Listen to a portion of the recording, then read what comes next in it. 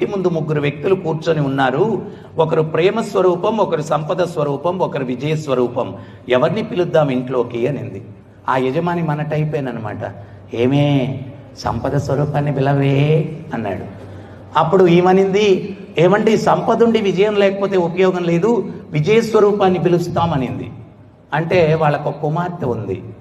ఆ పాప వీళ్ళిద్దరికన్నా కొంచెం ఉన్నత చైతన్యం ఉంది. ఆమె వచ్చి ఏమనిందంటే, తల్లిదండ్రులారా, సంపద విజయం ఉండి ప్రేమ లేకపోతే జీవితాలు నిరర్ధకము, దయచేసి ప్రేమ స్వరూపాన్ని పిలవండి అని ఆ పాప చెప్పింది. అప్పుడు ఇల్లాలు బయటకెళ్ళి, అయ్యా ప్రేమ స్వరూపమా ఇంట్లోకి రా అని పిలిస్తే ఆ ప్రేమ స్వరూపం లేచి లోపలికి వస్తూ ఉంటే సంపద స్వరూపం, విజయ స్వరూపం వీరు కూడా లేచి వెనకాల అనుసరిస్తున్నారంట. అప్పుడు ఆ ఇల్లాలనింది, నేను సంపద స్వరూపాన్ని విజయ స్వరూపాన్ని పిలవలేదు, నేను ప్రేమ స్వరూపాన్నే పిలిచాను.